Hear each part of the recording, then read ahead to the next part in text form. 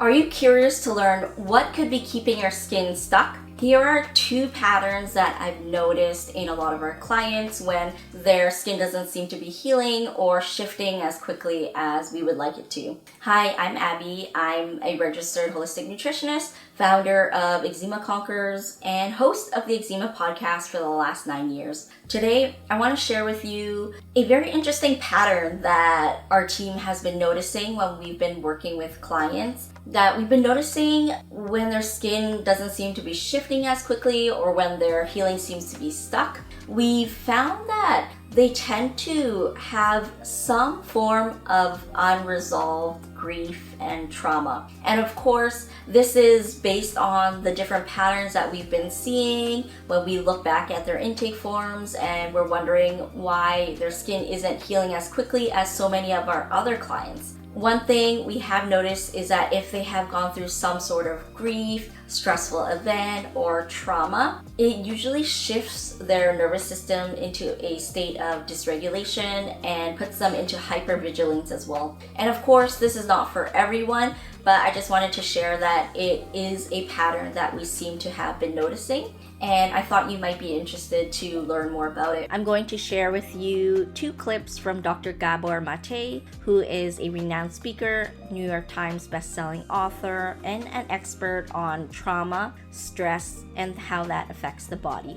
So I was trained as a medical doctor. Nobody ever taught me about the mind-body unity. But physiologically, you can't separate the mind from the body. So that our emotional circuits and the immune system and the hormonal apparatus and the nervous system are actually one system. So when things happen emotionally, naturally they have a physiological effect. Yeah. I could give you 10,000 examples. Children whose parents are stressed are much more likely to have asthma. It's been shown that women with severe PTSD have double the risk of ovarian cancer. This is a study out of Harvard University. Adults who experience the loss of an adult child have a higher risk of malignancy of the bone marrow and the blood. Grief. Hundreds of studies showing the physiological impact of stress and trauma and loss on the physiology. We know that stress can turn off genes that protect you against cancer and turn on genes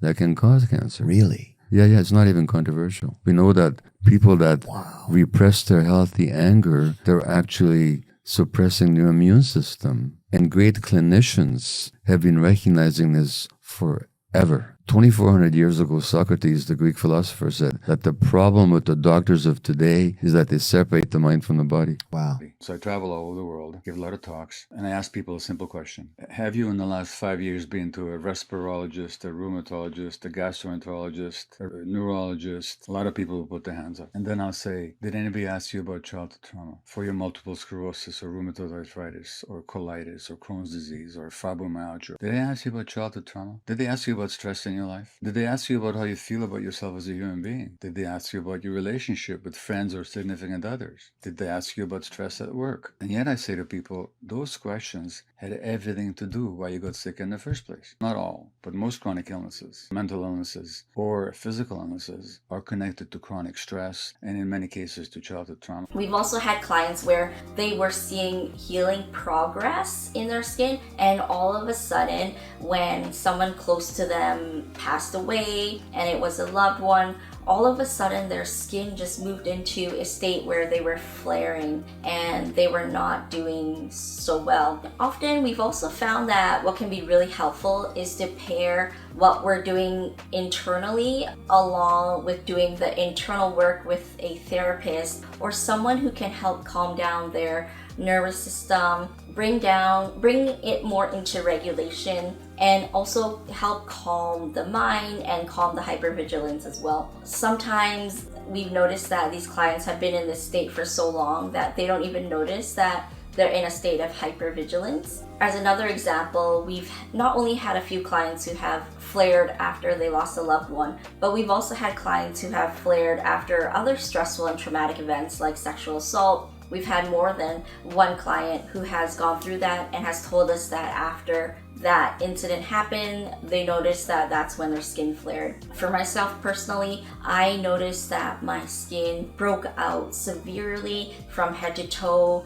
when my first boyfriend broke up with me, and that was my first love, and my skin was no longer the same. But after addressing a lot of trauma that has happened in my childhood and throughout my life, I've noticed that I no longer get the same flashback of memories and the anger that comes back when I think of those memories, especially after doing therapy and other work like EMDR and other internal work as well. It's really helped calm down my nervous system. And perhaps you or someone you know has also felt like your skin gets worse when you get stressed or when something traumatic happens. And this is something that we notice commonly. Another thing that I want to share is that so many of our clients don't always recognize this pattern though. But one thing that could be helpful for you is to ask yourself, when did your skin flares start? We also had someone who I know personally where their skin actually started flaring at 2 years old after their parents went through a divorce. We can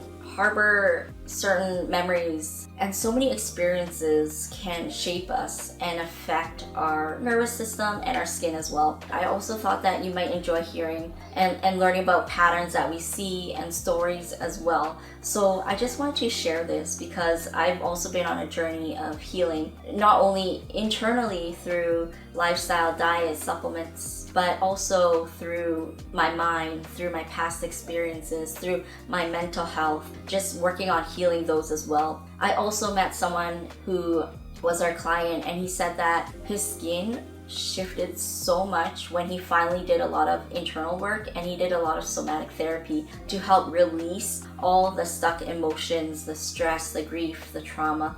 So it really is real. We've also noticed that our clients who tend to go through a lot of grief, especially if someone has passed away, it's almost like their skin stays in a stuck pattern because the skin is almost weeping for them. That is one thing that we've noticed, and of course there are always exceptions to this, but let me know in the comments, is this something that you've gone through before, or send me a message on Instagram at Eczema Conquerors, and I love to hear your experiences, and I love for us to share with the community because so many of us have gone through so many different experiences. And I once interviewed a practitioner, and I also asked him, what pattern do you notice in the kids that you have worked with who have eczema? And he said that one pattern he notices is that they often have this feeling of feeling unsafe. Another pattern we've noticed in our clients is a lot of them tend to be, and this is not everyone, but some of them tend to be type A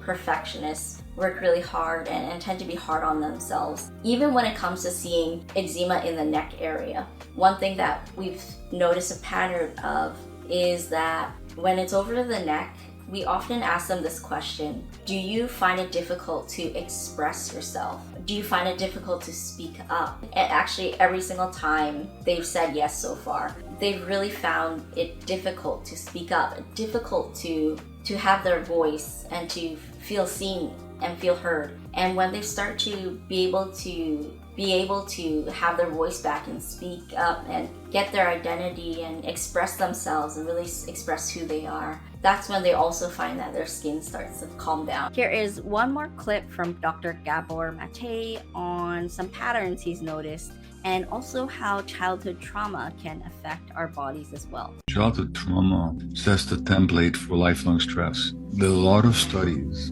linking childhood trauma and autoimmune disease, whether it's inflammatory bowel disease or multiple sclerosis or scleroderma or rheumatoid arthritis, chronic fatigue, any number of conditions. When you look at the people that develop autoimmune disease, which incidentally tend to be mostly women, you look at their personalities, they tend to be people who have trouble saying no to demands of the world. They tend to be automatically looking after the emotional needs of others like men on their own. They tend to be over-identified with duty, role, and responsibility. They have difficulty expressing healthy anger. By healthy anger, I mean just be able to set boundaries. And they have a belief that they're responsible for the people's feelings and they must never disappoint anybody. I just want to share that because I thought it was so interesting. I know that sometimes the research is beneficial, but you may also enjoy hearing stories of patterns that we notice and see. Well, that's all I wanted to share today. In my life, I've been doing so much internal work that it gets tiring sometimes to face the past traumas and do the work because it is painful, but